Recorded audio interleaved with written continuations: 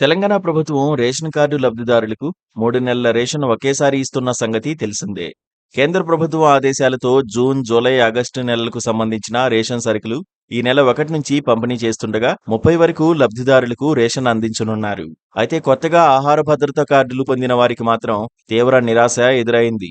కొత్త కార్డులు మంజూరయ్యాయన్న సంతోషంతో కార్డుదారులు రేషన్ డీలర్ల వద్దకు వెళ్లగా వారందరికీ జూన్ నెల రేషన్ కోటా రాలేదని డీలర్లు తేల్చి చెప్పారు.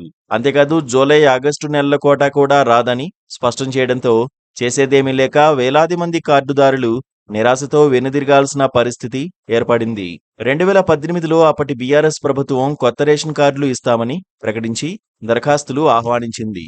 అయితే 2021 నాటికి కొందరికి మాత్రమే ఆహార భద్రత కార్డులు పంపిణీ చేసింది.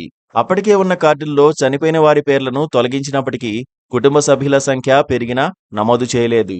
ఈ నేపథ్యంలో కొత్త ప్రభుత్వం ప్రవేశపెట్టిన సంక్షేమ పథకాలను సైతం చాలా మంది అర్హులు అందుకోలేని పరిస్థితి నెలకొంది. కాంగ్రెస్ ప్రభుత్వం అధికారంలోకి రాగానే ప్రజాపాలన, మీ సేవ కేంద్రాల ద్వారా రేషన్ కార్డులకు దరఖాస్తులు ఆహ్వానించింది. చాలా మంది లబ్ధిదారులు కొత్తగా రేషన్ కార్డులు పొందారు. అయితే కొత్త కార్డులు మంజూరైన వారికి మాత్రం రేషన్ అందలేదు.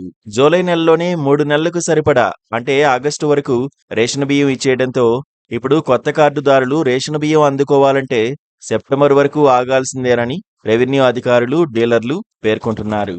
దీంతో కొత్త రేషన్ కార్డులపై ఆశలు పెట్టుకున్న వేలాది కుటుంబాలకు తీవ్ర నిరాశను మిగిల్చింది. ప్రభుత్వం ఈ సమస్యపై తక్షణమే దృష్టి సారించి అర్హులైన లబ్ధిదారులకు వెంటనే రేషన్ అందేలా చర్యలు తీసుకోవాలని లబ్ధిదారులు కోరుతున్నారు. Please subscribe to Please subscribe to KTV Telugu. KTV Telugu. KTV Telugu. KTV Telugu. KTV Telugu channel.